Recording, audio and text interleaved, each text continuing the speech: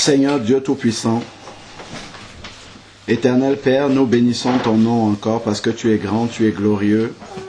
Tu nous as démontré encore une fois de plus que tes plans sont infiniment au-delà, Seigneur Dieu, des nôtres. Père, les hommes peuvent faire des projets, mais c'est ton dessein seul qui s'accomplit, Seigneur.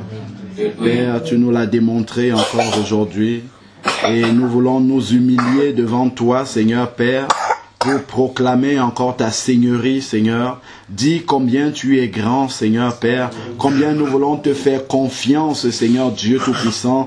Tu nous as montré que tu es ce Dieu fidèle, comme nous dit ta parole. Ô Père éternel, tu es celui-là qui ne ment pas, Seigneur Père. Tu es celui-là qui veille sur ta parole pour l'accomplir, Seigneur. Tu es celui-là, Seigneur Dieu, qui a vaincu, qui a le nom au-dessus de tout nom, Seigneur. Père, tu nous l'as démontré encore. Père, nous avons invoqué ton nom, Seigneur. Nous avons élevé ton nom, Seigneur, dans la louange, dans l'adoration, Seigneur, Père, de tout notre cœur. Merci pour toutes les délivrances que tu as apportées aujourd'hui, Seigneur, Père, par ta présence seulement au milieu de nous. Comme ta parole nous le dit, Seigneur, seul le souffle de ton avènement, Seigneur, éclaboussera, Seigneur Dieu, l'homme impie. Juste l'éclat de ton avènement, Seigneur Père. Tu nous montres encore combien tu es puissant, combien tu es glorieux, Seigneur, combien ton esprit est victorieux au-delà de toute chose, au-delà de tout ce que nous pouvons espérer, Seigneur. Et nous savons aussi, Seigneur Dieu Tout-Puissant, que ta parole est puissante pour délivrer, Seigneur Dieu d'amour. Père, que maintenant, seul, Seigneur Dieu, toi parle maintenant et que nous tous, Seigneur Père, nous soyons à tes pieds pour écouter cette parole, Seigneur Père, et qu'elle fasse tomber les écailles de nos yeux, Seigneur Dieu Tout-Puissant. Père, parle et que chacun de nous, Père, nous puissions nous prosterner devant toi pour écouter ce que tu veux nous dire. Père, nous t'avons béni par nos lèvres, Seigneur. Toi, tu veux nous bénir maintenant par ta parole, Seigneur. Au nom de Jésus-Christ. Amen. Amen. Alléluia.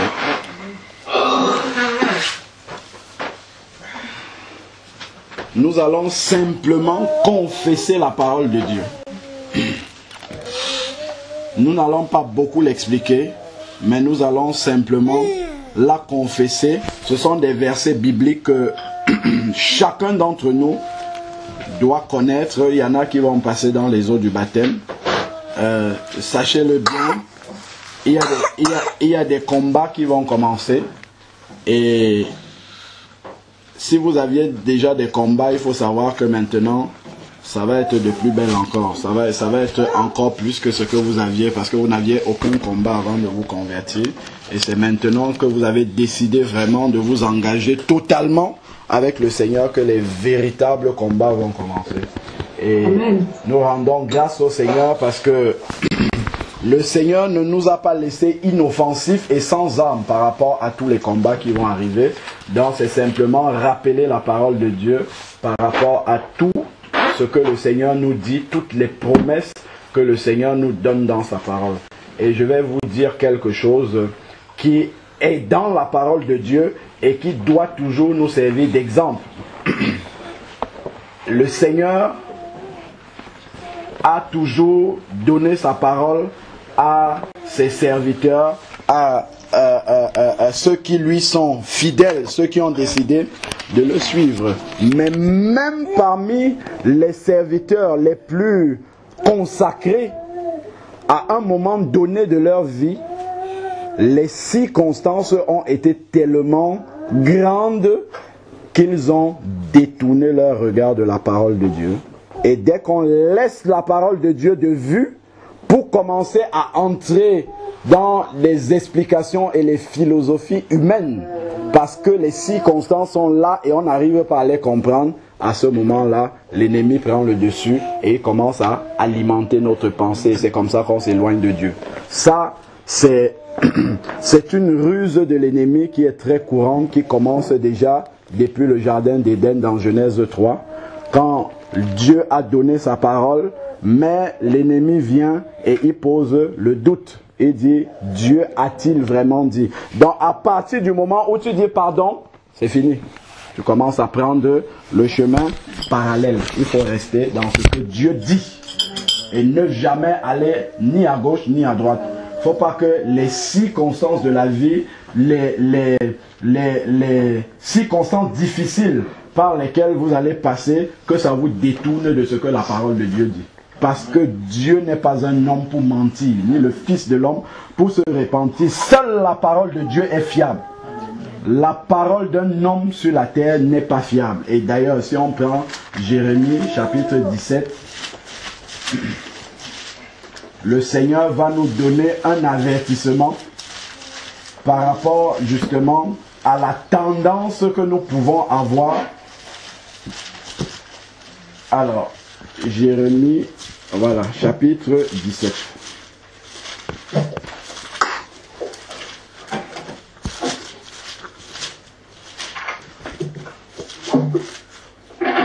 Jérémie chapitre 17 verset 5 nous dit: ainsi parle l'Éternel, maudit soit l'homme qui se confie dans l'être humain, qui prend la chair pour appui et qui écarte son cœur de l'Éternel. Dans celui qui laisse la parole de Dieu et qui commence à écouter ce qu'un homme lui dit, des paroles qui ne sont pas cohérentes avec la Bible, il est sûr qu'il va se tromper et qu'il va se fourvoyer. Ça, c'est sûr. Maudit celui qui prend, dans d'autres versions, c'est appui dans la chair.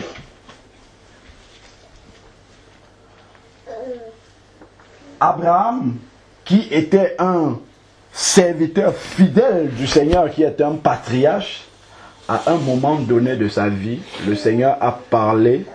Au lieu de rester sur la parole que le Seigneur lui avait dit, il s'est laissé un peu amener à se dire: non, est-ce que vraiment c'est ça que Dieu voulait dire? Non, Dieu voulait plutôt dire autre chose. On va aider Dieu à réaliser la parole qu'il a dit. Jamais. Dieu avait donné la promesse par Isaac. Il a regardé à son âge, il a regardé à l'âge de sa femme, il a dit: ça c'est pas possible. Et il a pris la solution humaine en allant avec la servante Agar avoir Ismaël. Et nous avons le conflit israélo-palestinien qui date jusqu'aujourd'hui et qui ne va jamais être résolu si ce n'est le prince de paix qui vient résoudre ce problème-là. Parce que le problème, il est spirituel. C'est pour dire que si déjà l'homme, comment on l'appelle, le père de la foi, a pu à un moment donné se détourner de la parole authentique que Dieu avait donnée, ça veut dire que nous ne sommes pas à l'abri. Donc il faut faire très attention. Veille, toi qui es debout, prends garde à ne pas tomber, ne dis pas tout ça je connais déjà. Non. Toujours les versets, même les versets que tu connais déjà, scrute encore, regarde encore les points, les virgules là-dedans. Dieu peut toujours t'enseigner et va toujours t'enseigner. Jean-Baptiste,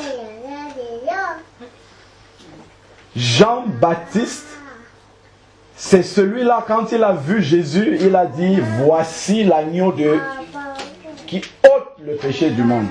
Quelle révélation spirituelle.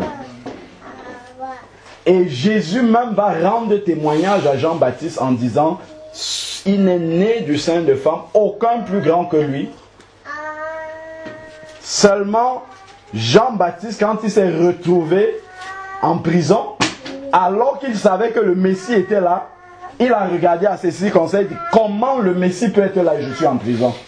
Allez lui demander si c'est lui véritablement le Messie ou devons-nous encore en attendre un autre? Alors que c'est lui-même qui avait dit: voici l'agneau de Dieu qui ôte le péché du monde. C'était quelqu'un de très consacré, le plus grand des prophètes. Jésus lui-même l'a dit.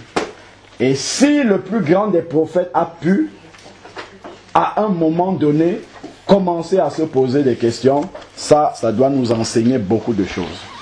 Seule la parole de Dieu est fiable. Nous devons nous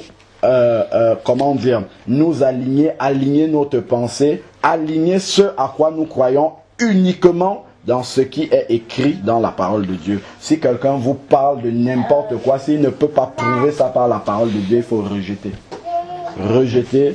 Éphésiens 2:20 nous dit que nous sommes fondés sur le fondement des apôtres et des prophètes, Jésus-Christ étant la pierre angulaire. Donc si quelqu'un commence à dire, à confesser quelque chose ou à manifester quelque chose que vous ne voyez pas dans la parole de Dieu, dites-lui ta manifestation ne vient pas de Dieu. Et si ça ne vient pas de Dieu, ça vient forcément de l'autre.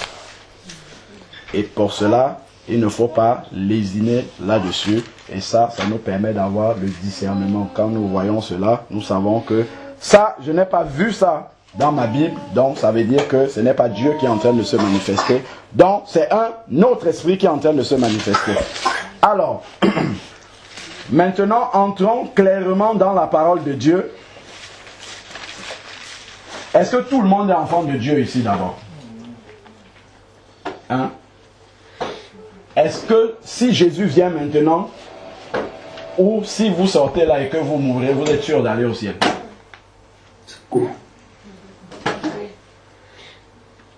Est-ce que tout le monde est sûr de ça?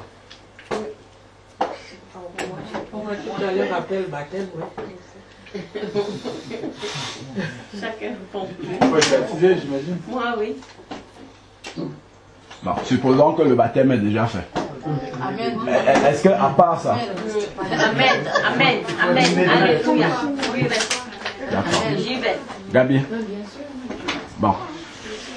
c'est en qui j'ai cru. Est-ce que vous pensez raisonnablement que Dieu peut permettre qu'il y ait des personnes qui soient réunies, et il y en a qui sont réunies pour aller au ciel, et d'autres ne sont pas en train d'aller au ciel? Non. Non. Bon. Gabi, qu'est-ce qui t'empêche d'aller au ciel? Là, si Jésus revient. Tu le sais? Oui. C'est bon. C'est le plus important. C'est bon. Voilà. Hein?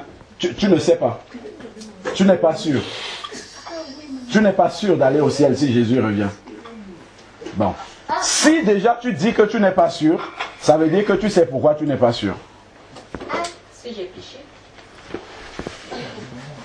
La repentance existe. La Bible dit dans 1 Jean 1, verset 9, que si nous lui confessons nos fautes, il est fidèle et juste pour nous les pardonner. Et la Bible nous dit également que quand le Seigneur pardonne les fautes, il ne s'en souvient plus, il efface totalement. Donc, on a toujours cette possibilité-là de confesser sincèrement nos fautes, de les abandonner, et le sang de Jésus les efface. Définitivement. Je vais lire quelques versets à propos justement du pardon des péchés, ce qui se passe au moment où nous confessons nos péchés devant le Seigneur. Ce que nous sommes en train de faire, c'est très important, parce que si nous sommes réunis ici et que quelqu'un sort de là et qu'il meurt, Dieu nous redemandera son sang. Si on n'a pas fait ce travail-là, Dieu nous redemandera cela. Pourquoi vous étiez là en train de m'adorer? Il y a des gens qui sont en train d'aller en enfer au milieu de vous et vous n'avez rien fait, vous n'avez rien dit. C'est plus important que tout ce qu'on va faire ici. Le salut des âmes qui sont au milieu de nous et qui ne sont pas en train d'aller au ciel. C'est la première chose que Dieu va nous demander là. Est-ce que vous vous êtes intéressé aux âmes qui étaient parmi vous et qui n'étaient pas en train d'aller au ciel? Si on a donné la parole et que les âmes ne l'ont pas reçue, elles rendront compte elles-mêmes devant le Seigneur. Et nous, comme la Bible dit, on n'aura pas leur sang entre nos mains, parce qu'on a confessé cette parole. Une fois qu'on a confessé, donné la parole aux gens, ils deviennent responsables devant Dieu. C'est-à-dire que Dieu leur demandera des comptes à eux-mêmes directement. Bon, alors, prenons Hébreux, je crois c'est le chapitre 12, verset 8, si je ne me trompe. Alors, Hébreux,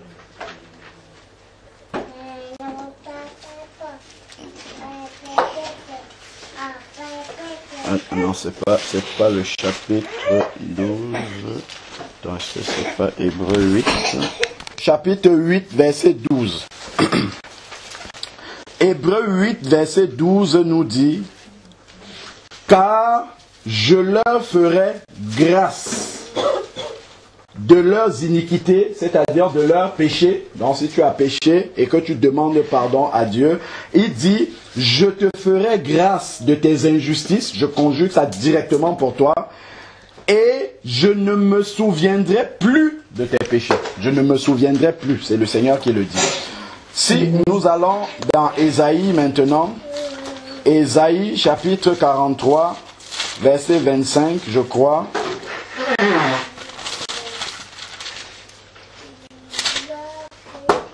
Ésaïe 43, verset 25 dit, car moi, c'est moi qui efface tes crimes pour l'amour de moi-même, et je ne me souviendrai plus de tes péchés. Voilà ce que le Seigneur dit. Si je prends Ésaïe chapitre 1, verset 18, Ésaïe chapitre 1, verset 18, il nous dit, venez donc et plaidons, dit l'Éternel, si vos péchés sont comme le cramoisi. Le cramoisi, c'est vraiment pour dire que nos péchés sont les plus sombres, les plus abjects, vraiment des péchés abominables. Il dit, ils deviendront blancs comme la neige. S'ils sont rouges comme l'écarlate, ils deviendront comme la laine. Donc même si tu as tué quelqu'un, le Seigneur dit de confesser ça devant lui et d'arrêter de faire cette chose-là, et il efface totalement.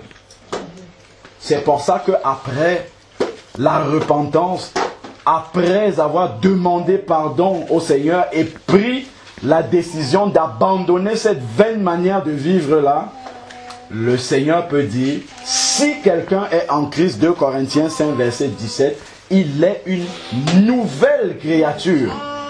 Le texte grec dit une nouvelle création.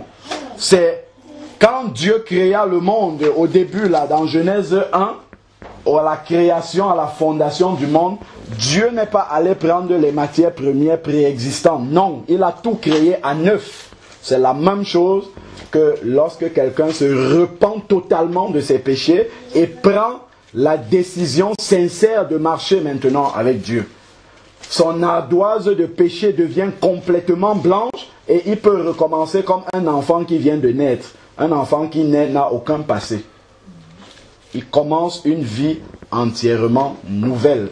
Et la bonne nouvelle de l'évangile, justement, c'est que peu importe ce que tu as fait, dans la Bible, Dieu a utilisé des criminels. Moïse avait tué quelqu'un, donc il avait le sang de quelqu'un sur les mains, mais c'est l'un des plus grands serviteurs de Dieu de qui Dieu dit, je parle à mon serviteur bouche à bouche. Mais Moïse avait tué un Égyptien. C'est pour montrer la grâce surabondante de Dieu. David, de qui le Seigneur dit, l'homme, c'est l'homme selon mon cœur. David, on peut dire, avait tué quelqu'un, même déjà dans les combats, et en plus il a envoyé Uri au front. C'est comme s'il avait tué carrément. Mais Dieu l'a utilisé puissamment. Pourquoi ? Parce qu'à un moment donné, il a réalisé qu'il était sur le mauvais chemin et il a décidé de se détourner de ce mauvais chemin-là pour répondre à l'appel de Dieu. Et la Bible va dire, lorsque tu entends sa voix, n'endurcis pas ton cœur. Parce que lorsque Dieu parle à ton cœur, le jour du salut, c'est aujourd'hui. Il y a quelqu'un qui disait qu'il n'y a que 2 dates dans son calendrier. C'est aujourd'hui et ce jour-là. Aujourd'hui, parce que aujourd'hui, il peut prendre une décision. Aujourd'hui, il peut décider de recommencer une vie totalement nouvelle avec le Seigneur. Et ce jour-là, c'est le jour où il aura à rendre des comptes à Dieu. Parce que Dieu dit, je vais lire ça littéralement, dans Actes chapitre 30, verset 17. Acte 17, verset 30, autant pour moi. J'ai inversé les versets. Acte chapitre 17, verset 30 va nous dire, Dieu sans tenir compte des temps d'ignorance. Donc, lorsque tu péchais, ne connaissant pas la parole de Dieu, Dieu dit qu'il te remet cette dette-là. Ces temps-là où tu as fait les choses, tu ne les comprenais pas, tu as fait du mal aux gens.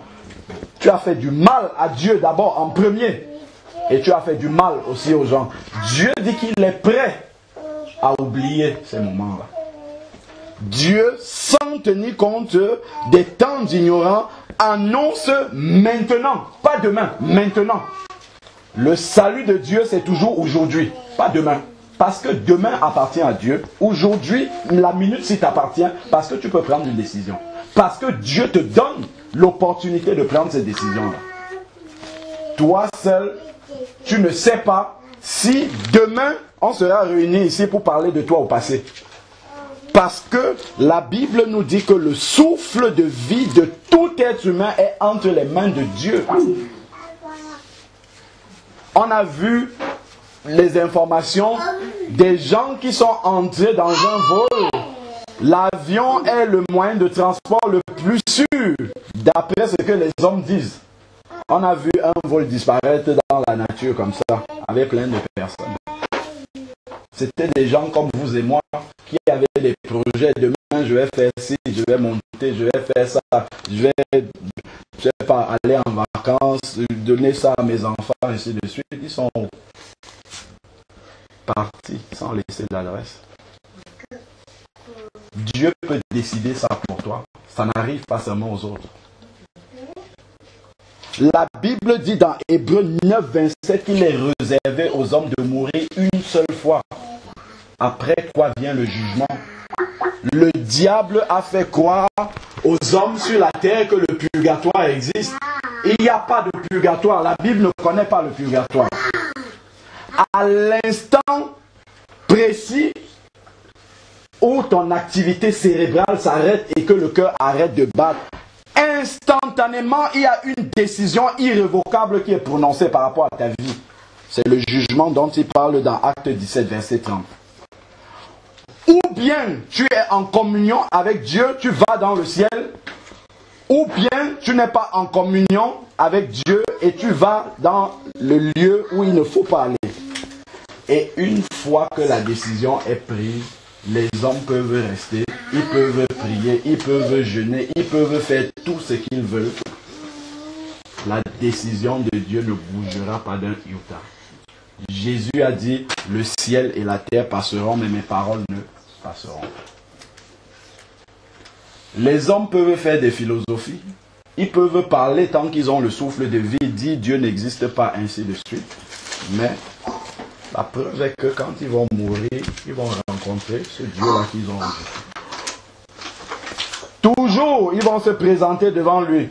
Ce rendez-vous-là, personne ne peut rater ce rendez-vous-là. Tout le monde sera à l'heure pour ce rendez-vous-là. Personne ne va le rater.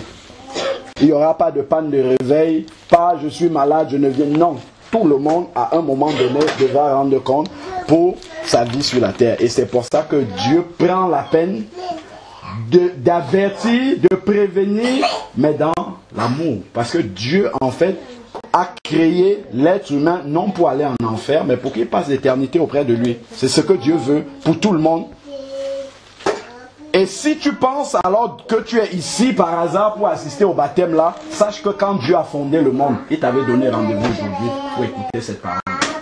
Parce que cette parole là est la plus importante que tu vas écouter de toute ta vie. Pas les mots qui sont en train d'être dits, mais le contenu de cette parole là. Dès qu'un enfant vient à la naissance comme ça, parce qu'il hérite du péché d'Adam, comme nous dit Romains 5 au verset 12, que le péché est entré dans le monde par un seul homme et s'est propagé. Mais Jésus est venu pour détruire le péché. Donc, dès qu'un enfant vient au monde comme ça, Dieu commence à mettre tout en place pour qu'il écoute le message que tu es en train d'écouter là. Parce que, bon, l'enfant, tant qu'il n'est pas responsable, il n'a pas de problème. Mais dès qu'il va commencer à être conscient de ce qu'il fait, il devient responsable devant Dieu. S'il part dans cet état-là sans s'être tourné vers Dieu, il va falloir qu'il réponde de ses péchés. La Bible dit dans Romains 6, verset 23, que le salaire du péché, pas des péchés, du péché, un seul péché, suffit pour passer l'éternité en enfer. Un seul péché. L'éternité, ce n'est pas que tu vas faire un tour en enfer pour voir comment ça se passe, après tu reviens. Pas du tout. Une fois que tu entres là-bas, c'est terminé. Je vais lire Luc 16. Luc chapitre 16. C'est une histoire que Jésus lui-même a racontée. Aucun apôtre n'a jamais parlé des choses qui sont dites ici, là-dedans. Avec autant de détails. Seul Jésus a parlé de cela. Et sachons une chose, c'est que Jésus a plus parlé de l'enfer que du ciel. Pour prévenir les hommes. Parce qu'il sait que ça existe. Et s'il a laissé le trône de gloire pour descendre, mourir à la croix, de façon indigne, on a chanté là. C'est pas pour rien. C'est pour éviter que les hommes aillent dans ce lieu de tourment là. S'il était possible que les hommes passent par un autre chemin que la croix de Jésus, Jésus ne serait pas venu. Jésus, même dans le jardin de Gethsémane, a regardé Jésus humain, dans la chair humaine. Il a dit, Père, si cette coupe-là pouvait s'éloigner de moi. Mais ça ne pouvait pas. Parce que le salut de l'être humain passe uniquement par la croix du calvaire. Il n'y a pas d'autre chemin. Jésus va dire lui-même dans Jean chapitre 14, verset 6, je suis le chemin, la vérité et la vie. Il n'y en a pas d'autre. Donc si tu mets ta foi dans autre chose, sache que tu vas aller tout droit dans le précipice. Ne t'inquiète même pas pour ce qui va t'arriver après la mort. C'est écrit dans la Bible. Et on va lire. Et Dieu prend la peine de nous avertir tant que nous sommes encore sur la terre. La Bible dit dans Romains 3, verset 19 que ce jour-là, toutes bouches seront fermées. Parce que si tu viens, tu veux ouvrir ta bouche, Jésus te remonte le film de ce soir et dit tu avais entendu cette parole-là. Donc tu es responsable. Tu la connaissais. Je ne t'ai pas laissé arriver jusqu'à moi sans que tu n'aies entendu cette parole-là. Donc tu es responsable. Et il n'y a pas, je peux encore retourner pour demander pardon. On demande pardon sur la terre. Jésus va dire dans Marc 2, verset 10, le Fils de l'homme a le pouvoir de pardonner les péchés sur la terre. Après la terre, c'est terminé. Il n'y a plus de pardon des péchés. Le sang de Jésus est valable ici sur la terre pour pardonner les péchés. C'est pour ça que Jésus est mort sur la terre. Il n'est pas allé mourir en enfer ou bien ailleurs. Il est mort sur la terre. C'est ici là le pardon des péchés. Si tu traverses ton pèlerinage terrestre sans t'inquiéter de tes péchés, de ce que tu as accumulé et que Dieu ne peut pas regarder, il faut savoir une chose, c'est que il y a un chemin qui est le chemin large. Et malheureusement, les gens dans ce monde-ci, beaucoup ont pris ce chemin-là. Beaucoup, beaucoup. Le Seigneur va dire dans Matthieu 7, verset 13 à 14, large est le chemin qui mène à la perdition. Il y a beaucoup qui passent par là. Même ceux qui sont remplis dans les assemblées, plein sont sur ce chemin-là, en train d'aller en enfer. Et il dit, étroit et resserré est le chemin qui mène à la vie. Il y en a très peu qui le trouvent, très très peu. Pas parce que c'est compliqué, parce que l'homme veut faire selon ce qu'il veut. Il ne veut pas regarder, comme on a dit, la parole de Dieu et faire ce qui est dans la parole de Dieu. Il veut fabriquer lui-même ses conditions de salut, mais ça ne marche pas. C'est ce qui est écrit dans la parole de Dieu. La Bible dit dans Jean 12, verset 48, qu'au dernier jour, c'est cette parole-là qui te jugera. Dont le Seigneur ouvrira la même Bible que nous avons là. C'est pas pour rien, c'est le seul livre qui a traversé tous les siècles pour arriver jusqu'à nous ici. Savoir que tellement d'hommes influents de cette terre-ci se sont levés pour faire disparaître ce livre-ci. Mais Dieu l'a gardé lui-même. Pour que ça parvienne jusqu'à entre nous mêmes. Parce qu'il n'y a rien d'autre qui peut sauver l'être humain que ce qui est écrit ici. Si Dieu ne gardait pas lui-même cette parole-là, les hommes et les femmes des générations d'après seraient perdus, tous condamnés à l'enfer. Mais Dieu a conservé ce livre-ci pour que ça nous parvienne jusqu'aujourd'hui, parce que le salut n'est en aucun autre, comme dit Acte 4, verset 12, le salut n'est en aucun autre que le nom de Jésus. Parce que seul Jésus est mort à la croix pour nos péchés. Si Dieu t'accepte dans le ciel avec un seul péché, ton péché va souiller le ciel. Et le ciel ne sera plus saint.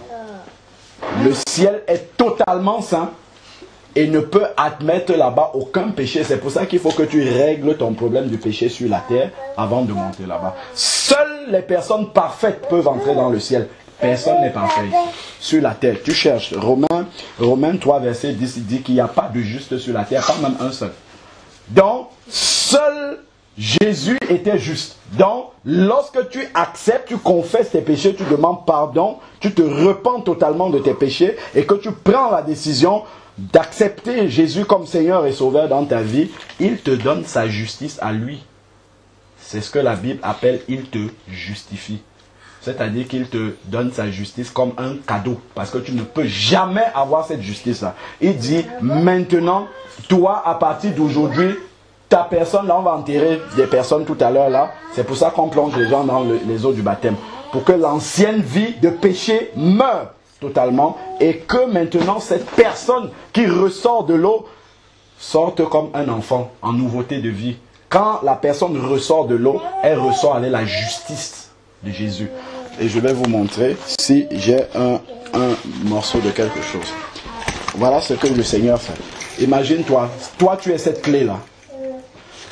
Lorsque tu viens en Christ, voilà ce qui se passe. Quand tu acceptes Jésus comme Seigneur et Sauveur, il te met en Christ. Voilà ce qui se passe. Quand tu es en Christ.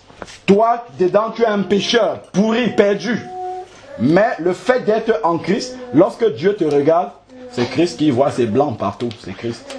Donc tu peux entrer comme ça dans le ciel. Mais si tu ouvres comme ça, pécheur comme tu es, tu ne peux pas entrer dans le ciel. Donc ce n'est qu'en Christ qu'on peut entrer dans le ciel. Et ce salut-là est offert gratuitement. C'est écrit dans la Bible, le don gratuit. Pour que quelqu'un ne dise pas non, on avait vendu le salut, c'était trop cher, moi je n'avais pas d'argent. Le don gratuit de la vie éternelle, c'est en Christ. Et c'est un cadeau. Parce qu'un don, c'est un cadeau. Mais on peut prendre ou refuser. Si je viens aujourd'hui, je dis, bon, ok, je t'offre ma voiture, tu peux dire non, je ne prends pas. Je peux te donner les clés de la voiture, je dis, elle est à toi, tu sors, tu la laisses là. Tu laisses les clés là et tu pars. C'est ce que beaucoup d'hommes font. Beaucoup d'hommes avaient grand âge sur la terre. Jésus est mort pour tous les hommes, toutes les religions confondues. Mais beaucoup regardent le salut, ils passent, ils partent. Parce qu'ils pensent qu'ils vont trouver l'éternité par un autre chemin. Pas du tout. Du tout, du tout. Un seul chemin qui mène au ciel, c'est le chemin de Jésus. Lisons Luc 16, verset 19, en montant. Il y avait un homme riche qui était vêtu de pourpre et de fin lin et qui, chaque jour, menait joyeuse et brillante vie. Nous pouvons nous identifier à ce riche-là. Nous ne sommes peut-être pas très riches. Mais nous avons dans notre pensée, dans nos mentalités, le fait que les choses se passent à peu près bien pour nous. On se dit, bon, ok, c'est bon. Toute ma pensée peut être nourrie par le fait de vouloir prendre plaisir dans ce monde, faire des projets et ainsi de suite. Et vivre comme si demain n'existait pas.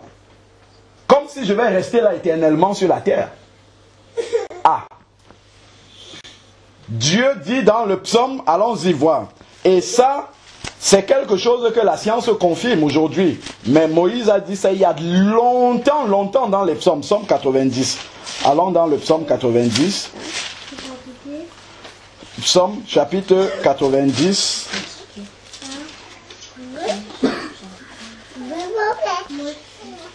Verset 10.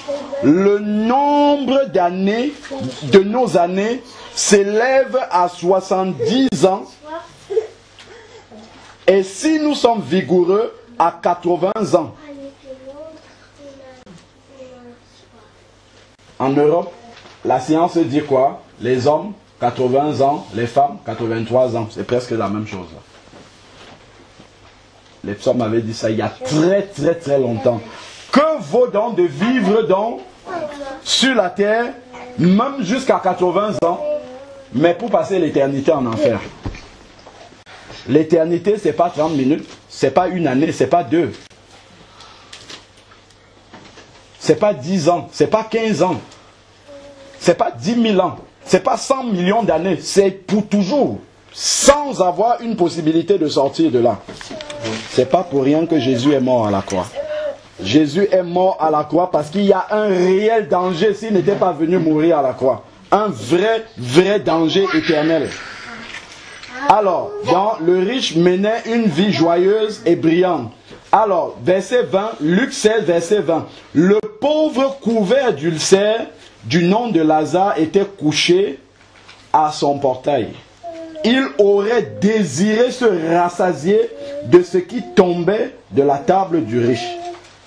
Même les chiens venaient lécher ses ulcères.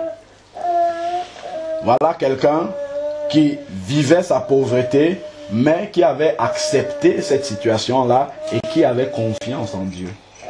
Et qui savait que viendrait un jour pour cette délivrance-là. Voilà ce qui se passe et qui met totalement en échec la doctrine du purgatoire qui n'existe pas. Regardez ce qui se passe quand on meurt. C'est ce que j'ai dit tout à l'heure.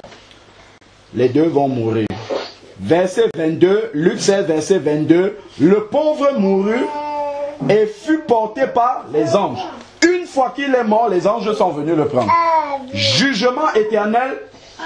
Ta place est auprès de Dieu. Il est monté direct. Les anges sont venus le prendre. C'est ce qui se passe là. Dans le sein d'Abraham. Le riche aussi mourut et fut enseveli. Dans le séjour des morts, sans transition. Il est mort une fois, le séjour des morts. Après, on va voir ce que la Bible appelle le séjour des morts.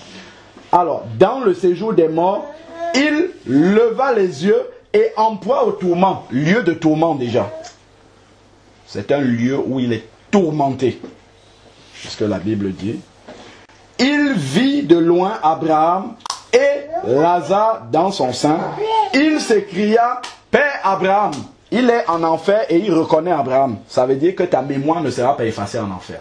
Tu auras toute ta mémoire et tu vas te souvenir de toutes les occasions que Dieu t'a données sur la terre. Ta mémoire ne sera pas effacée. Elle sera là. Pour que là où tu es, que tu saches que tu mérites d'être là-bas. Et que Dieu n'est pas en tort. C'est toi-même qui es en tort. Parce que tu as choisi d'y aller. Père Abraham, et on va voir, ça sera encore plus détaillé. Aie pitié de moi. Donc il pense que quand on est là-bas, on peut encore demander pardon. Aie pitié de moi. Et envoie Lazare qu'il trempe le bout de son doigt dans de l'eau et qu'il me rafraîchisse la langue. Donc il a soif là-bas. Après la mort, ça ne veut pas dire que les besoins corporels sont finis. Dieu va permettre que ça continue. Justement parce qu'on ne peut pas les assouvir. Donc il a besoin d'eau pour étancher sa soif. Et me rafraîchisse la langue, car je souffre dans cette flamme. Lieu de tourment au milieu d'une flamme. C'est ce que la Bible nous dit ici. Je souffre, lieu de souffrance dans cette flamme. Voilà ce qu'Abraham lui dit.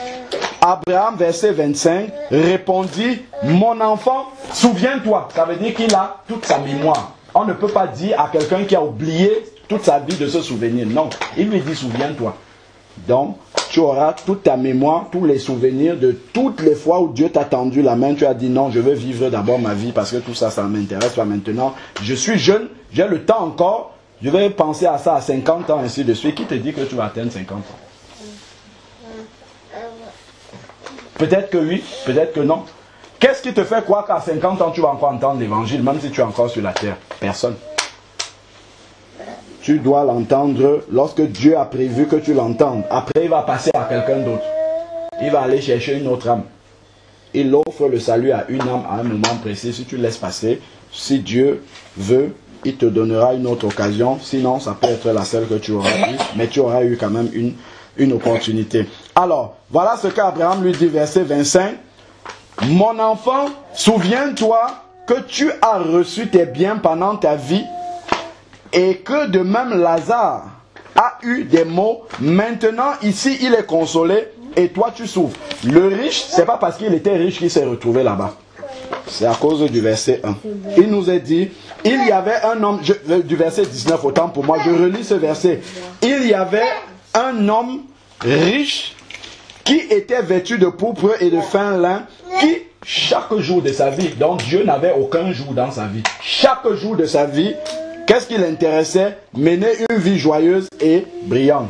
C'est tout ce qui l'intéressait. Dieu n'avait aucune place dans sa vie, aucun moment pour penser à Dieu. Tout ce qui l'intéressait, c'était ça. Sa vie sur terre, amasser, faire des projets, ainsi de suite. C'est ça qui l'a amené là-bas. Parce que Dieu n'avait aucune place dans sa vie. Mais Lazare, dans sa situation, faisait confiance à Dieu et espérait en Dieu. Et voilà ce qui lui est arrivé après se retrouver dans la présence du Seigneur. Verset 26 maintenant. En plus de tout cela, entre nous qui sommes au ciel, c'est Abraham qui parle, et vous se trouve un grand abîme, afin que ceux qui voudraient passer d'ici vers vous ne puissent pas le faire, et qu'on ne parvienne pas non plus là vers vous, vers nous, autant pour moi. Ça veut dire qu'entre le ciel et l'enfer, il y a un abîme, un précipice qui ne permet pas de changer. Si tu es en enfer, tu resteras là-bas. Si tu es au ciel, tu resteras là-bas. Tu es au ciel, tu ne peux plus descendre pour sauver les âmes là-bas. C'est pour ça qu'il faut prêcher l'évangile aux gens sur la terre. Quand nous serons au ciel là-bas, c'est pas à ce moment-là qu'il faudra descendre chercher les gens à qui nous n'avons pas prêché l'évangile ici et qui se retrouvent en enfer. Pas du tout. Ce n'est plus possible. Et cette réalité physique que Jésus décrit là dans la Bible, elle existe déjà sur la terre ici, hein? Spirituellement.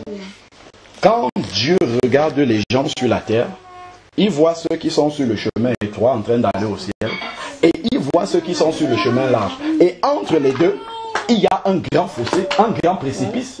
Et il y en a qui sont déjà morts, étant encore sur la terre. Pourquoi? Parce qu'ils n'ont pas Jésus dans leur vie. Si la mort physique leur arrive là, la réalité de cette mort-là va se manifester parce qu'ils iront en enfer. Regarde, tu peux avoir la main comme ça avec ta femme. Vous êtes dans la voiture, vous faites un accident, comme les deux là. Tu vas au ciel, ta femme descend en enfer. Autant sur la terre, vous étiez comme ça. Mais déjà étant sur la terre, il y a un grand fossé entre vous deux. Parce qu'il y a un qui a l'esprit de Dieu, appartient à Dieu, il est sur ce chemin-là. Et toi, tu n'as pas cet esprit-là et tu es en train de descendre. Mais vous êtes là côte à côte. Et la terre et les yeux humains, qui ne sont pas les yeux de Dieu, font en sorte que cette réalité spirituelle-là, on ne la voit pas.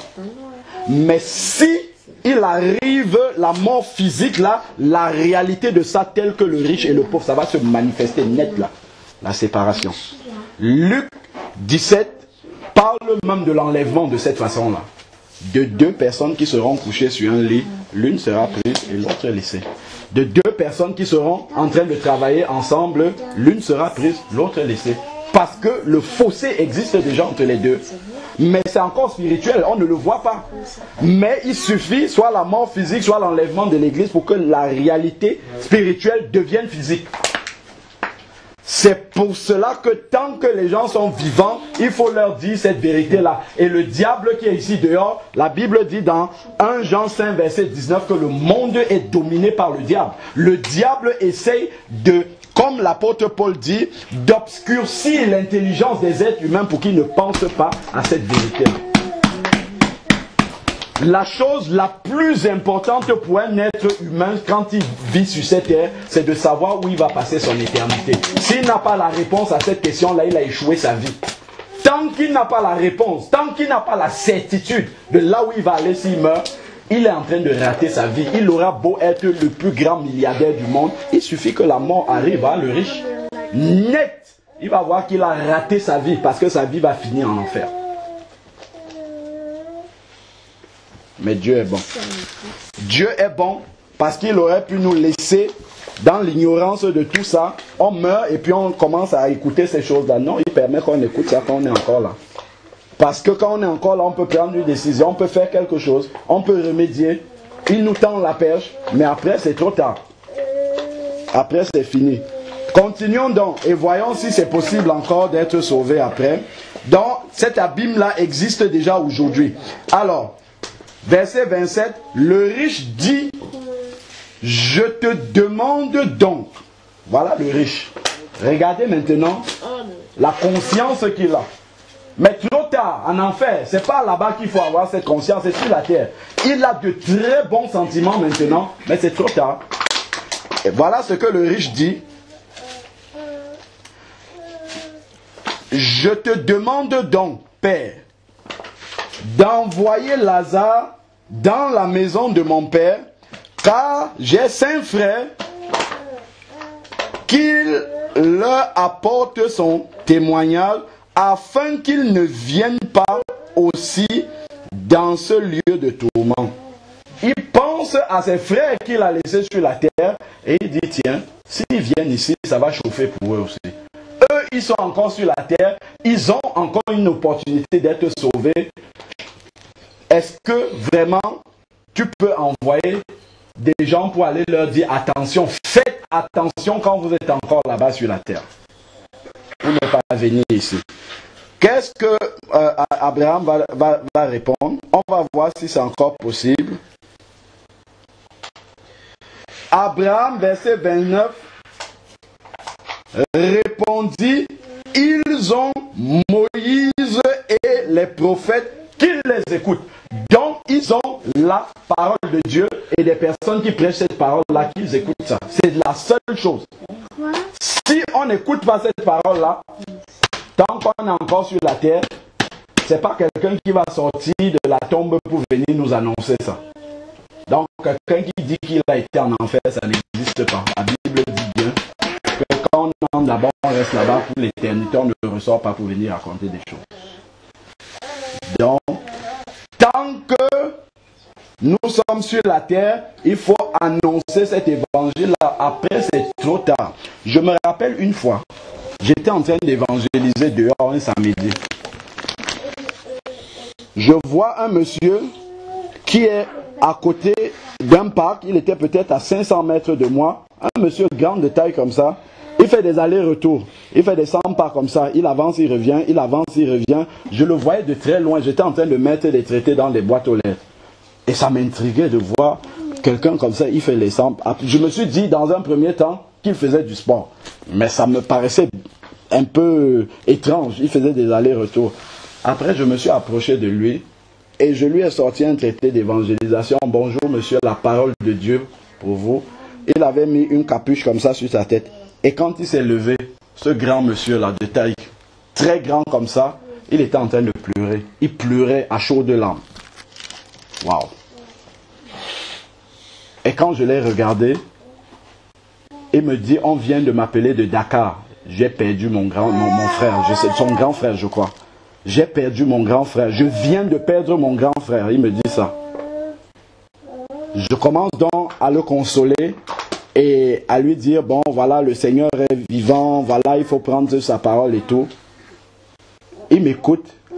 Après, il éclate en sanglots. Il me dit, mais c'est mon frère, c'est mon grand frère. Tu te rends compte, c'est mon frère. On dirait qu'il imaginait que son frère ne pouvait pas mourir, que son frère était immortel, que ça ne pouvait arriver qu'aux autres. Et j'ai commencé à consoler ce monsieur, à le prendre dans mes bras, un grand monsieur comme ça et tout. Et moi-même, je me suis rendu compte, à ce moment-là, le Seigneur a parlé dans mon cœur. Il me dit, tes frères ne sont pas sauvés. Tes frères dans la chair. Et j'ai réalisé que un jour, je peux être comme ça. Et mes frères, un de mes frères est mort physiquement. Le Seigneur m'a dit ça, ça peut arriver. Quand je suis quitté de là, mes frères m'ont déjà entendu prêcher l'évangile. Je suis allé leur envoyer un message, parce que là, je n'ai pas parlé. Je suis allé leur écrire un mail où je leur ai annoncé d'abord ce qui s'est passé dans cette journée-là. Et je leur ai dit ce que le Seigneur m'a dit dans le cœur à ce moment-là. Il m'a dit qu'un jour, ça pourra arriver à un des tiens là. Écoutez donc. Voici comment faire pour être sauvé. 1. Reconnaître qu'on est pécheur et perdu, se repentir totalement de ses péchés et accepter Jésus comme seul Seigneur et Sauveur. Voilà ce que vous avez à faire. Après, c'est trop tard. Si vous mourrez, c'est fini. Je l'ai dit ça cache comme ça à mes frères. Et je leur ai dit, écoutez bien. Ce que j'ai écrit dans ce mail-ci, gardez très bien ce mail-ci. Si je meurs le premier, sachez que voilà ce qu'il faut faire. Je vous aurais annoncé ça avant de partir. Si par contre un de vous meurt avant moi, ce jour-là je serai zen dans ma veste. Ça va peut-être me faire un peu mal là, mais je serai zen parce que je vous ai dit la vérité. Et vous serez responsable devant Dieu. Je vous le dis aujourd'hui. Si vous ne vous convertissez pas, vous irez en enfer. C'est maintenant que vous êtes vivant qu'il faut prendre la décision. Je me suis converti. Il a fallu que je change de voie un jour. Mais je ne peux pas croire pour vous. Chacun est responsable pour lui-même. Si je pouvais croire pour ma famille, je l'aurais fait. Mais je ne peux pas. Tout ce que je peux faire, c'est d'annoncer cette parole-là. C'est tout. Donc, ça, c'est la vérité qu'on doit annoncer aux gens quand ils sont sur la terre. Et si on aime ces gens-là, il faut leur dire ça, même si ça leur fait mal. Parce que c'est pas quand ton frère ou ta soeur sera, tu vas venir faire le cinéma, danser, te rouler, tu peux te rouler comme tu veux. Ça ne va pas influencer Dieu sur sa destination finale, parce qu'il aura choisi son chemin. Étant sur la terre, il aura choisi lui-même là où il veut aller. Donc c'est maintenant qu'il faut leur dire la vérité. Voilà. Donc Lazare le riche a demandé si Lazare pouvait retourner sur la terre. Abraham a dit qu'ils écoutent Moïse et les prophètes. Et le riche va dire, si jamais ils voient quelqu'un revenir du séjour des morts, ils croiront peut-être. Et puis Abraham a dit, non, non, ça ne marche pas comme ça. Ils ont Moïse et les prophètes qui les écoutent et c'est tout. Même si quelqu'un revient d'entre les morts, ils ne croiraient quand même pas. Ça, c'est la vérité.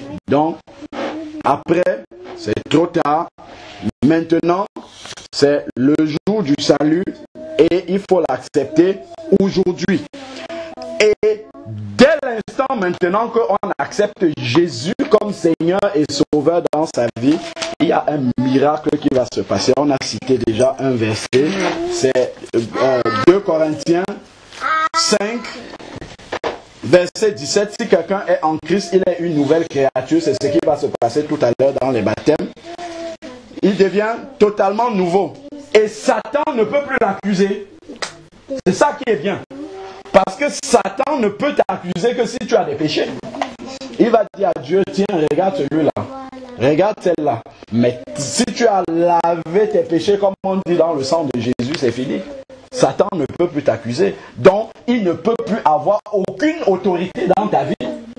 Parce que c'est quand il peut t'accuser auprès du Père qu'il a de l'autorité dans ta vie, qu'il peut venir faire des choses dans ta vie. Mais si tu as déposé tous ces péchés-là et que Jésus, comme on a dit, t'a justifié, t'a donné sa justice, c'est fini. Satan ne peut plus rien faire dans ta vie. Je vais lire Jean, chapitre 5, verset 18. Ça, c'est un verset qu'on doit mémoriser dans notre tête. Tous ceux qui sont nés de nouveau doivent connaître ce verset-ci en tête. Parce qu'il arrivera un jour où vous aurez besoin de ce verset-là. Forcément. Forcément, il arrivera un jour où vous aurez besoin de ce verset. Jean chapitre 5, verset 18 dit, nous savons que quiconque est né de Dieu, c'est-à-dire né de nouveau, ne pratique pas le péché. C'est-à-dire qu'il ne vit pas de façon consciente dans le péché. Avant que nous ne naissions de nouveau, nous étions des pécheurs réputés parce que c'était notre vie de chaque jour. Mais maintenant que nous sommes nés de nouveau, la semence de Dieu habite en nous et nous ne pouvons pas pécher volontairement parce que l'Esprit de Dieu, lorsqu'on est sur le point de pécher, nous dit attention, ce que tu vas faire, Dieu est ça, arrête-toi. Et tu as la capacité de t'arrêter. Et d'ailleurs, avant de lire le verset là, puisque le Seigneur permet qu'on parle de ça, prenons Jean, c'est juste à côté, 1 Jean chapitre 3 versets 9 et 10. Ça c'est le verset qu'on lit tout le temps. Quiconque est né de Dieu ne pratique pas le péché. C'est-à-dire qu'il ne pêche pas consciemment, volontairement, non, pas du tout. Pourquoi ? Parce que la semence de Dieu, qui est l'Esprit de Dieu, habite en lui et il ne peut pécher, il ne peut pratiquer, vivre volontairement dans le péché. Si tu es né de Dieu, né de nouveau, né de l'Esprit, lorsque tu pêches, le Saint-Esprit qui est en toi ne peut pas te laisser comme ça avec ta conscience tranquille. Si quand tu pêches, ta conscience est tranquille, ça veut dire que tu n'es pas né de nouveau. Ça veut dire que tu n'es pas enfant de Dieu. Et si tu n'es pas enfant de Dieu, c'est que tu es enfant de l'autre. Et si tu es enfant de l'autre, c'est-à-dire que tu vas là où le riche est parti. C'est ce que ça veut dire. Bon, maintenant, verset 10 nous dit, c'est par là que se manifestent les enfants de Dieu et les enfants du diable. C'est par rapport à leur attitude face au péché. C'est là qu'on voit qui est enfant de Dieu et qui est enfant de l'autre. L'enfant de Dieu ne peut pas voir le péché comme ça et aller entrer dedans, pieds et mains liés. Non, le Saint-Esprit va lui dire avant, fais attention. Et s'il arrivait qu'il tombe dedans, immédiatement, il va vouloir se repentir. Ça, c'est naturel parce que l'Esprit de Dieu témoigne. Jean 16, verset 8 nous dit que le Saint-Esprit a été donné pour convaincre de péché. Convaincre. Donc, dès que tu as péché, si tu viens fermer les yeux pour prier, toi-même tu sentiras que Dieu n'est pas d'accord avec toi. C'est comme si le ciel était fermé pour toi. Tu le sentiras parce que l'Esprit de Dieu va témoigner que entre Dieu et toi, il y a une barrière. Comme la Bible dit, ce sont nos péchés qui nous cachent la face de Dieu. Donc, c'est là qu'on reconnaît les enfants de Dieu et les enfants de l'autre. Mais allons dans le verset qu'on devait lire. Chapitre 1 Jean 5, verset 18 nous dit, nous savons que quiconque est donc né de nouveau, né de Dieu, né de l'Esprit, ne pratique pas le péché. Mais celui qui est engendré de Dieu se garde lui-même. C'est-à-dire qu'il ne marche pas dans le péché. Et qu'est-ce que ça va entraîner dans sa vie? Quelque chose de très grand. Parce que quand tu marches dans le péché, qu'est-ce qui se passe? Tu ouvres des portes au diable. Tu ouvres des portes, tu montres des points de vulnérabilité où le diable peut venir justement t'attaquer. Mais quand tu vis dans la sanctification, tu fermes les portes au diable parce qu'il ne peut pas t'accuser auprès du Père. Et qu'est-ce qui se passe pour celui qui est né de Dieu? Il se garde lui-même. Regardez la fin du verset, c'est ça qu'il faut souligner dans vos Bibles. Et le malin ne le touche pas. Un vrai enfant de Dieu, Satan se présente devant lui, il dit sors d'ici Satan, et Satan obéit. Je dis un enfant de Dieu qui est né de nouveau il y a 1 minute peut faire ça. 1 minute, il peut faire ça. C'est parce que les enfants de Dieu ne savent pas l'autorité qu'ils ont. C'est pour ça que quand ils voient Satan ou ils ouvrent les manifestations, ils commencent à avoir peur. Pas du tout. Si tu sais l'autorité que tu as, que Jésus t'a donnée, Jésus a dit, allons dans Jean chapitre 12, Jean chapitre 14, verset 12. Si tu es un enfant de Dieu, tu dois prendre à la lettre tout ce qui est écrit. Parce que le Seigneur ne blague pas quand il donne ces paroles-là. C'est parce que nous blaguons avec la parole-là. Mais Dieu, lui, ne blague pas quand il a donné ces paroles-là. Donc, les vrais enfants de Dieu qui savent utiliser ces paroles-là, ce sont des gens qui ne craignent pas. Parce qu'ils savent qui ils sont en Christ. Quand ils marchent comme Jésus a marché sur la terre. Jésus n'avait pas peur de quoi que ce soit. Parce qu'il savait qui il était, il savait quelle était son identité. Quand Jésus arrive chez les Gadaréniens, il y a là des personnes qui sont possédées par des démons. Des légions de démons. Au point où ils vivaient dans les sépulcres, ils ne pouvaient plus vivre au milieu des hommes. Mais quand ils ont vu Jésus arriver, qu'est-ce qui s'est passé? Ils sont venus se prosterner. Qu'est-ce qu'il y a entre toi et nous, fils de Dieu? Ils ont reconnu l'autorité qui était en Jésus. Est-ce que tu es déjà venu pour nous juger? Un vrai enfant de Dieu, quand il se place dans la présence de Dieu, s'il y a des démons, ils commencent à se manifester. Et les démons se mettent à genoux. Parce que c'est un véritable enfant de Dieu. Mais s'il y a des failles dans ta ceinture, tu auras beau parler à Satan, il te regarde. Les fils de Séva, on sait ce qui s'est passé. Je vous chasse au nom de Jésus que Paul prêche. Oui, d'accord. Nous, on connaît Paul, on connaît Jésus. Mais toi, qui es-tu? Et là, les démons ont commencé à poursuivre. Dans cette autorité-là, il faut être sûr de l'avoir. Parce que tu connais ta vie. Si ta vie est comme ça, tu viens, tu vas voir l'échec. Parce que Satan connaît notre vie à la lettre. Il sait qu'est-ce qu'il y a dans notre vie. Et si on vient devant lui avec une vie qui est souillée, on ne peut pas manifester cette autorité. Alors, dans Jean chapitre 12, chapitre 14, verset 12, nous dit quelque chose. C'est Jésus lui-même qui a dit ça. Et ça, il faut prendre cela à la lettre. Jean chapitre 14, verset 12. Jésus dit, en vérité, quand Jésus dit une parole précédée d'en vérité, ça veut dire c'est très solennel, c'est très important. Je vous le dis, on a bien dit que Dieu n'est pas un homme pour mentir, ni le fils de l'homme pour se repentir. Je vous le dis, celui qui croit en moi fera lui aussi les mêmes les œuvres que moi je fais, et il en fera même de plus grandes, parce que je vais vers le Père. Toutes les œuvres, que ce soit les guérisons, les miracles, chasser les démons, tout ce que Jésus a fait, si un vrai enfant de Dieu dit, Seigneur, ce que tu as dit là, je crois, et je marche là-dedans, il va marcher comme ça. Parce que c'est Jésus qui a dit, et il veille sur sa parole pour l'accomplir.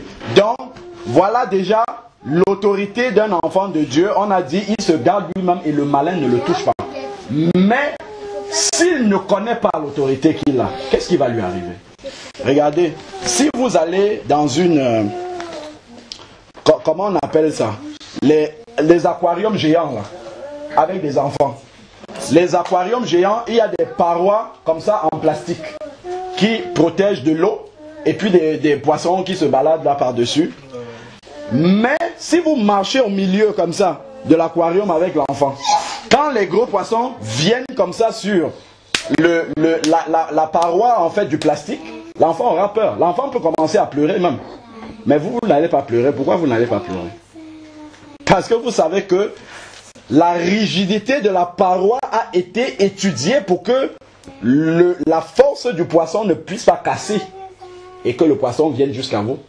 Vous êtes sûr de ça? C'est ça qui fait la différence entre l'enfant et vous. L'enfant, lui, il aura peur parce qu'il se dit, ah, les poissons, là, ils peuvent nous atteindre. Non. C'est ça la différence entre un enfant de Dieu adulte et un bébé spirituel.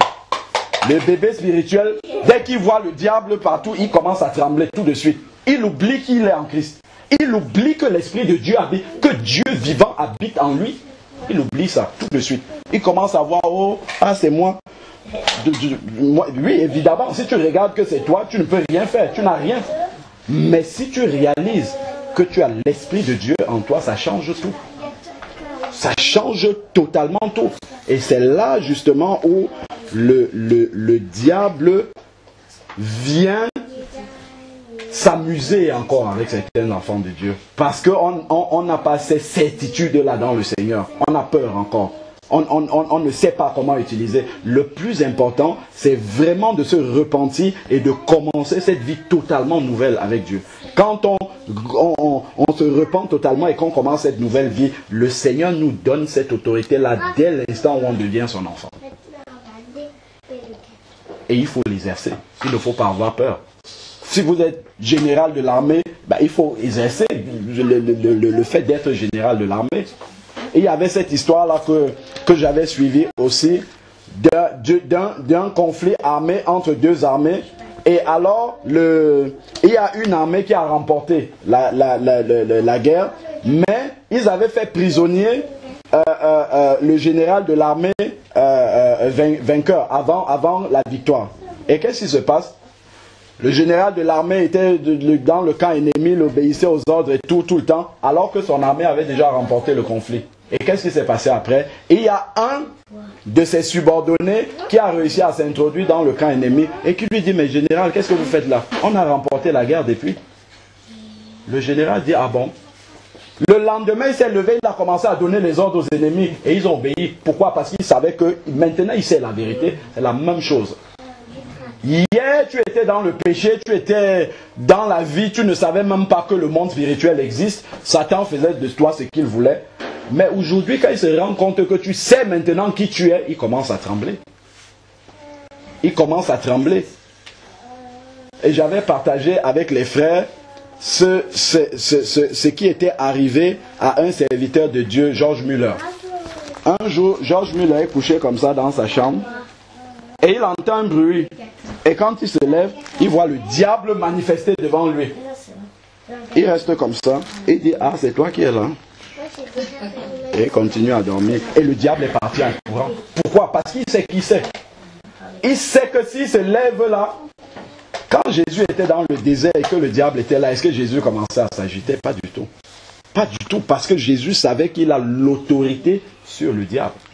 Et ça, les enfants de Dieu doivent savoir ces versets-là par cœur une fois qu'ils sont devenus enfants de Dieu. Quand le diable va venir, il faut pouvoir exercer cette autorité-là. Romains 1,8, il n'y a plus de condamnation pour ceux qui sont en Christ, qui marchent non selon la chair, mais selon l'esprit. Et ensuite, Colossiens également, Colossiens 1 déjà verset 13, nous dit clairement que le Seigneur nous a délivrés. Ce n'est pas va nous délivrer. Et il y a de faux enseignements, je le dis encore bien, de faux enseignements qui disent que quand un enfant est né de nouveau, un enfant de Dieu est né de nouveau, il faut qu'il commence à briser les liens ancestraux. Mon ancêtre avait fait ceci, on doit... C'est faux, ça n'existe pas dans la Bible. Jamais on a vu un apôtre dire: venez ici, récitez ce que vos ancêtres ont. Non. Si quelqu'un est en Christ, il est une nouvelle créature. Lorsque tu te repens de tes péchés, Dieu, en même temps, quand tu confesses un péché, il enlève les liens spirituels qui te liaient à ça. Si c'était lié à une action démoniaque, il détache ça, terminé. Jean chapitre 3 verset 6 dit: ce qui est chair, ce qui est esprit, esprit. Le jour où tu nais de nouveau, Dieu coupe l'ADN entre ta famille et toi. C'est fini. Si les marabouts, les sorciers veulent attaquer ta famille, s'ils ne sont pas convertis, on va les attaquer. Mais toi, stop. Devant le sang de Jésus, ils ne peuvent pas t'atteindre.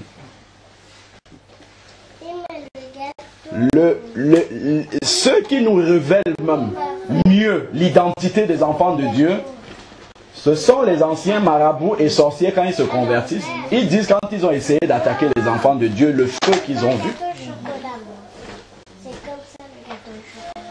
Satan ne peut même pas toucher la poignée de la porte d'un vrai chrétien. Pas du tout, il ne peut même pas.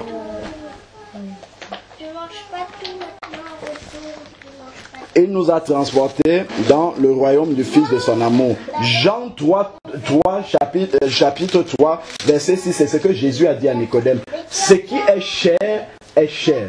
C'est-à-dire que à l'instant où tu nais de nouveau, 1 Corinthiens 15, verset 45 dit, Jésus est le dernier Adam. Quand tu nais naturellement de tes parents, tu as l'ADN même spirituel de tes parents. Tu hérites du péché de tes parents automatiquement.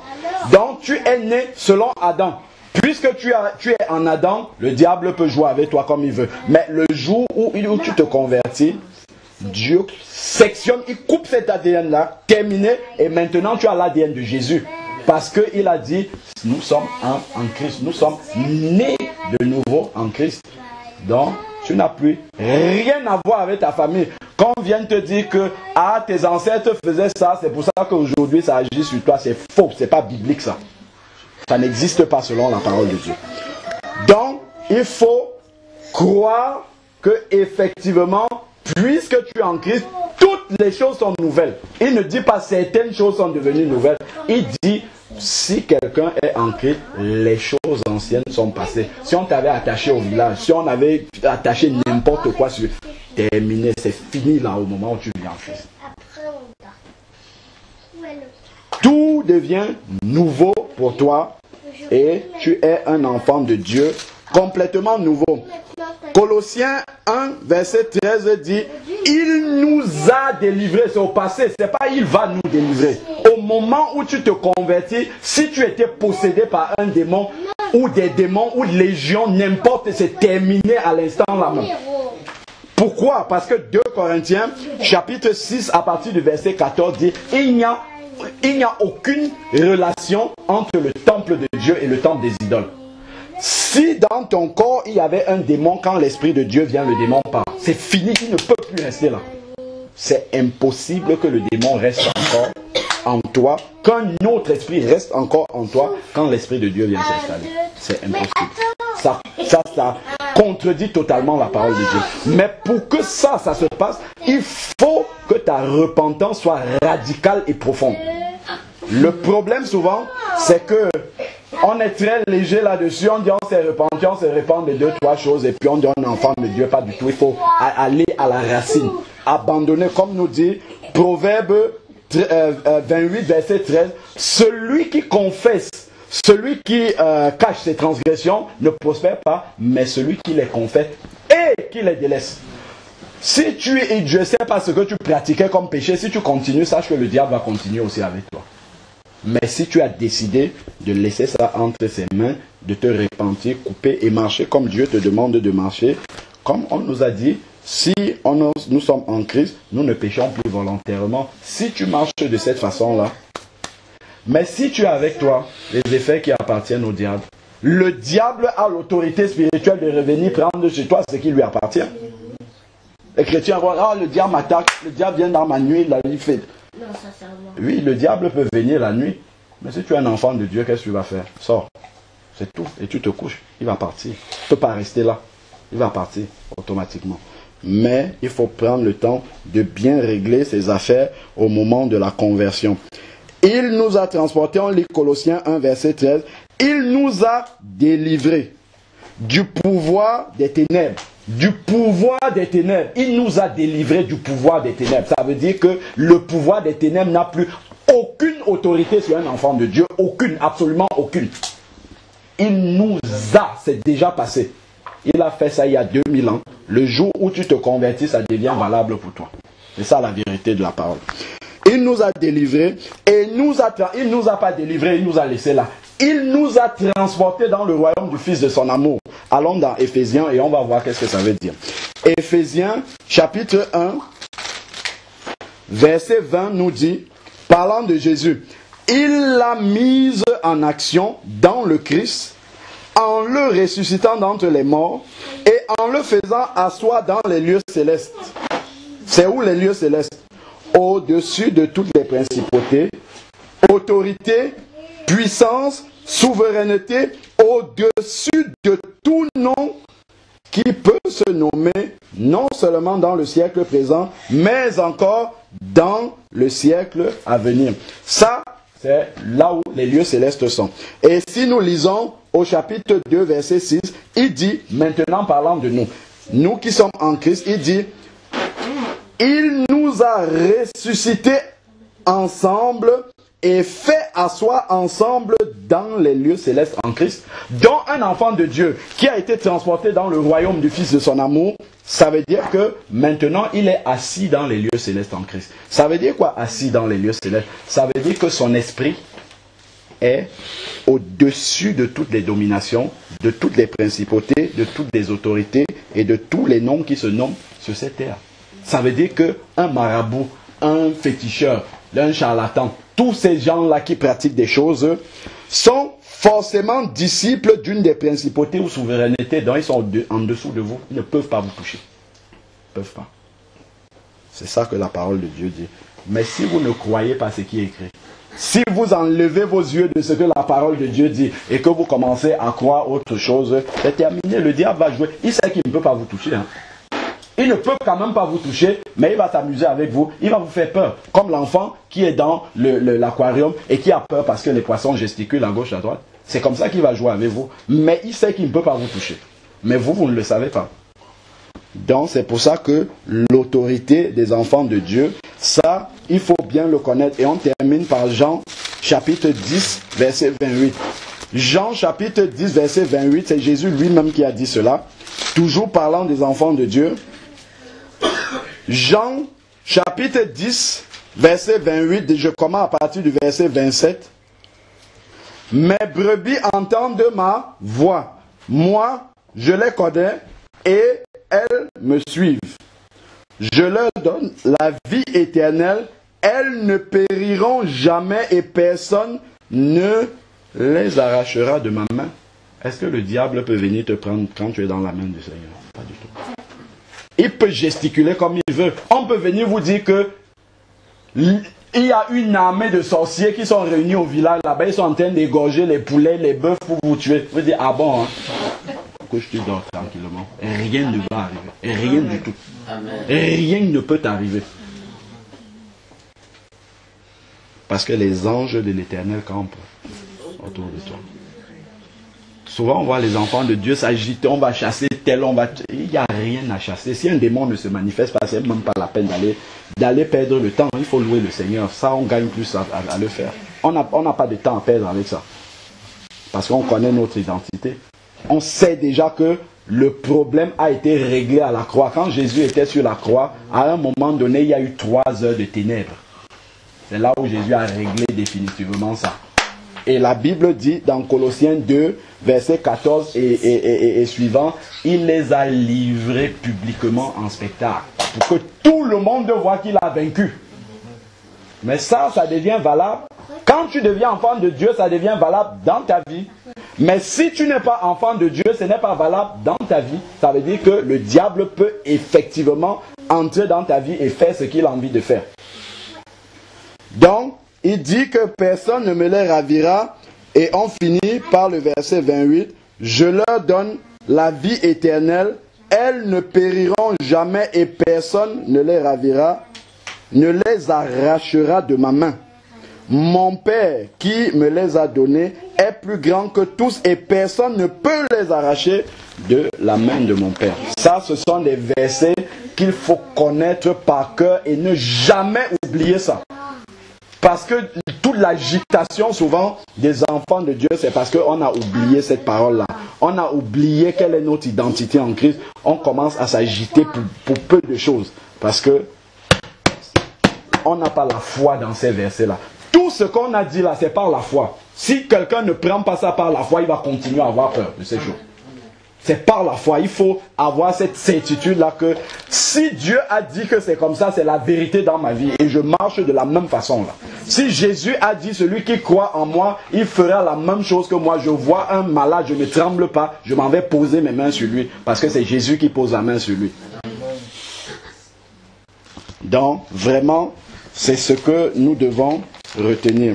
Maintenant, pour ceux qui ne connaissent pas Jésus, je ne sais pas, je crois qu'il y en a ici, là. Je suis sûr qu'il y en a. Si le Seigneur